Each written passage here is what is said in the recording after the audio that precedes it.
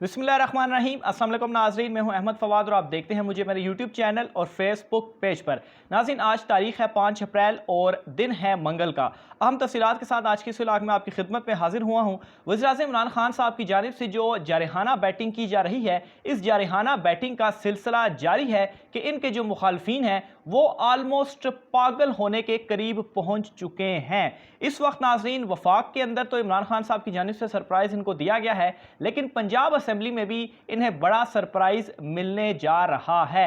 मौलाना फजल रहमान, बिलावल, शहबाज शरीफ, मरियम नवाज, इन सब की तोपों का रुख जो है वो इस वक्त फौज की जानिब मुड़ चुका है और ये मुसलसल अटैक्स जो हैं वो अब फौज के ऊपर कर रहे हैं, क्योंकि इनको इस वक्त अपनी जो हार है वो नज़र आ चुकी है। सुप्रीम कोर्ट से इनको उम्मीदें थी कि शायद वहाँ से इनका सोचना था कि वो पहले दिन जाएंगे और सुप्रीम कोर्ट जो है वो सब कुछ उड़ा कर रख देगी, दोबारा वोटिंग होगी और फिर उसके बाद इमरान खान साहब को निकाल देंगे और फिर खुद हुकूमत में आकर बैठेंगे और फिर जो है वो ये जो इमरान खान साहब को उनके जो साथी हैं उनको निशाना जो है वो बनाएंगे, जेलों में डालेंगे। तो ये इनके सारी जो छोटी छोटी ख्वाहिशें थीं वो थीं, लेकिन इस वक्त इमरान खान साहब के सरप्राइज़ ने इन सारी ख्वाहिशों के ऊपर इन सारे ख्वाबों को चकनाचूर कर दिया है और इस वक्त ये अब मैच फिक्स का रोना रो रहे हैं। प्रेस कॉन्फ्रेंसेस की जा रही हैं, सबकी जानिब से इंटरव्यूज़ दिए जा रहे हैं और तोपों का रुख वापस मोड़ा जा रहा है फ़ौज की जानिब, जिन्हें कुछ दिन कबल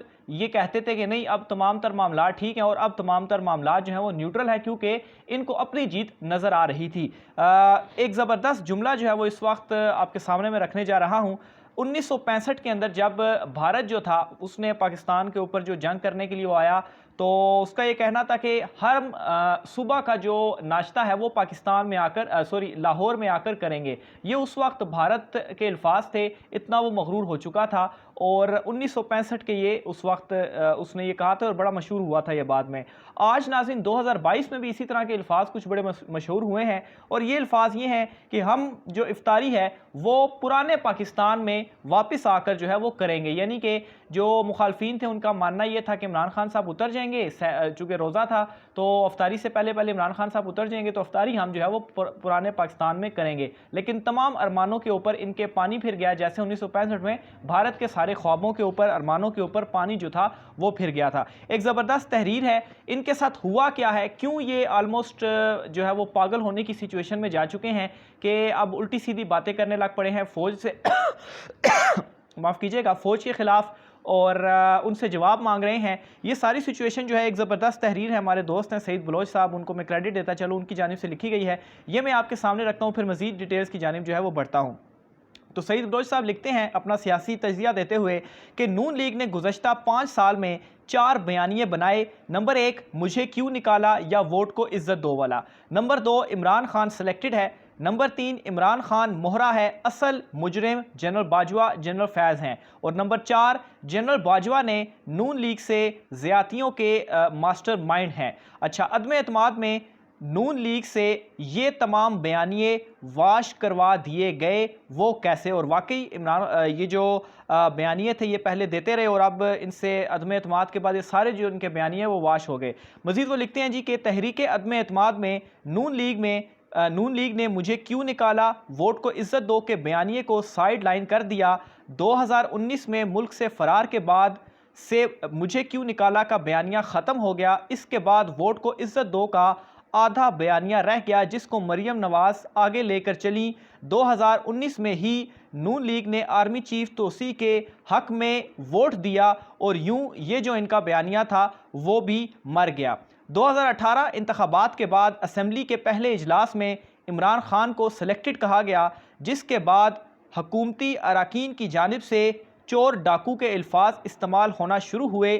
सिलेक्टेड का बयानिया 2019 में मौलाना के धरने में मज़ीद उछाला गया और नवाज शरीफ की बीमारी का बहाना बनाकर हुकूमत पर दबाव डाला गया और इसे बाहर भगा दिया गया। फिर इसके अलावा 2020 में GB में इंतखाबात हुए, वोट को इज्जत दो का नारा फिर लगाया गया, लेकिन वो कामयाब ना हुआ और यूं PTI GB की 23 में से गालबन 21 सीटें जीतने में कामयाब रही। पूरे इलेक्शन में सिर्फ एक सीट पर नून लीग ने धांधली का इल्ज़ाम लगाया, जिस पर पीपी का उम्मीदवार कामयाब हुआ था। और आज ये जो है वो पीपी और नून लीग जो है वो एक दूसरे की बाहों में बाहें जो है वो डाले हुए हैं। अच्छा, नून लीग लेकिन सेलेक्टेड का बयानिया और सेलेक्टर्स के खिलाफ तहरीक 2020 में पीडीएम के क़याम के बाद मज़ीद मजबूत हुई। गुजरांवाला में पहले जलसे में नवाज शरीफ ने लंदन से जनरल बाजवा और जनरल फैज़ के खिलाफ सख्त तकरीर की, जिस पर अवाम की जानिब से शदीद रद्द अमल आया और मौसूफ अगले जलसे में तकरीर ना कर सके। इसके बाद नवाज शरीफ ने जनरल बाजवा, जनरल फैज़ को इनके खिलाफ हुई ज़्यादतियों का मास्टरमाइंड कहा। इमरान खान को इनकी कठपुतली कहा गया कि इसकी डोरें कोई और हिला रहा है और सारा फोकस फौजी क़यादत पर रखा गया। मफाहमत के लिए मज़ाहमत की पॉलिसी अपनाई गई जो बज़ाहिर कामयाब रही। यूं नून लीग फ़ौज में पस पर्दा डील शुरू हुई।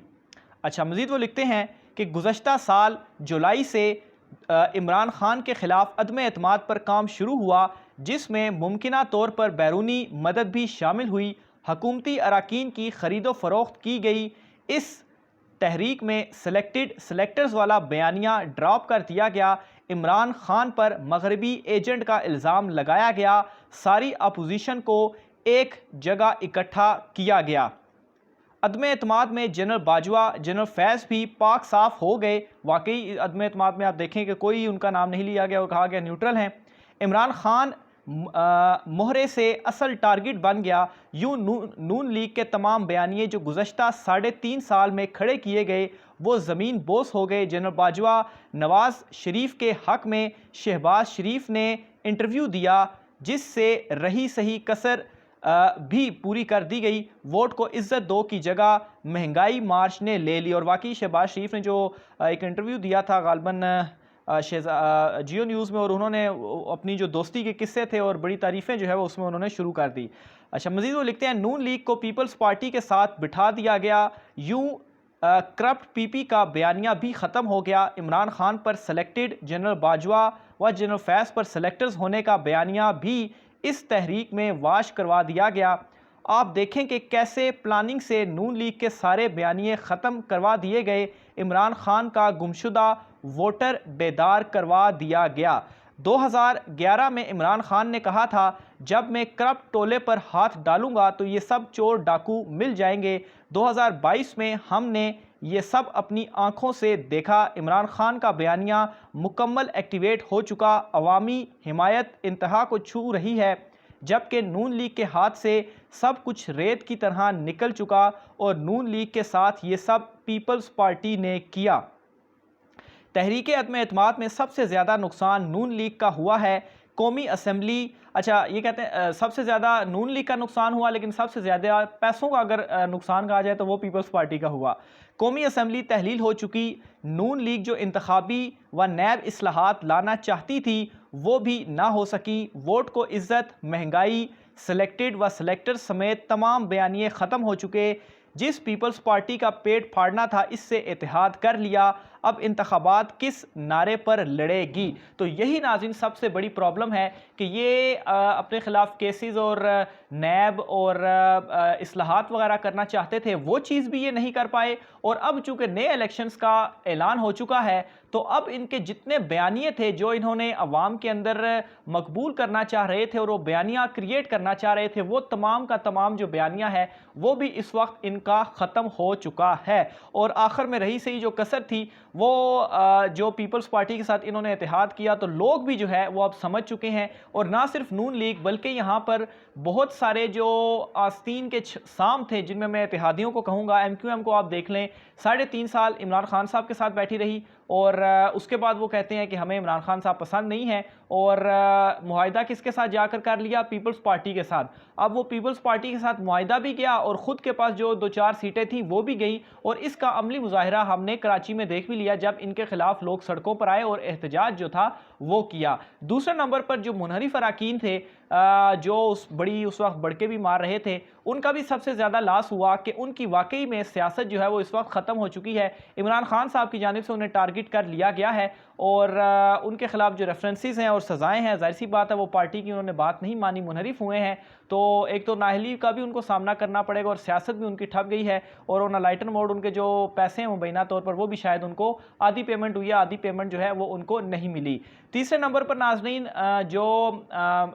ये सारी मुखालिफ सियासी जमातें थी, मौलाना फजल रहमान, नून लीग और पीपल्स पार्टी सख्त मुखालिफ थी एक दूसरे के। माजी में इन्होंने बेनज़ीर भुट्टो साहिबा के साथ नून लीग क्या करती रही, फिर पीपल्स पार्टी नून लीग के साथ क्या करती रही, जो केसेस एक दूसरे के खिलाफ बनाते रहे वो भी आपके सामने। इमरान खान साहब की जानिब से तो केसेस नहीं बनाए गए, ये पुराने केसेस थे जिनको खोला गया और अदालतों में जो है वो ले जाया गया। तो इन दोनों का जो बयानिया है वो इस वक्त मर चुका है। इसीलिए इमरान खान साहब मजीद इस वजह से भी कॉन्फिडेंट हैं कि सिंध में और अंदरून सिंध में इस वक्त पीपल्स पार्टी की बारी है, उनका भी खात्मा जो है वो किया जाएगा। और आप देखेंगे कि इंशाल्लाह अगर इमरान खान साहब को 2/3 अक्सरियत दी गई तो कराची में, सिंध में भी पाकिस्तान तहरीक इंसाफ की हुकूमत होगी। और जो एक सूबा बच गया था जो कि पीपल्स पार्टी के हाथ में था, वो उनसे भी जाता हुआ उन्हें इस वक्त नज़र आ चुका है। और इसी वजह से उन्होंने ये सारा जो मैच है, इस सारे को वो प्लानिंग और फिक्स्ड कहकर तोपों के रुख अब फौज की जानिब कर ली। और आप आगे जो आने वाले दिन हैं उनमें आप देखेंगे कि ये जो बयानिया है फौज मुखालिफ जो बयानिया है जिसकी शुरुआत अपोजिशन ने भी कर दी है, ये परवान जो है वो चढ़ता जाएगा। पर मज़ीद जो तफसीलात होती हैं आप नाज़रीन से शेयर करते रहेंगे। आपने अपनी राय का इज़हार कमेंट बॉक्स में लाजमी करना है कि जो तमाम तर सूरत हाल है, ख़ास तौर पर ज़बरदस्त जो तजिया है, इसको आप किस तरीके से देखते हैं। आज के व्लॉग से इतना ही, मुझे इजाज़त दीजिए, अल्लाह हाफ़िज़।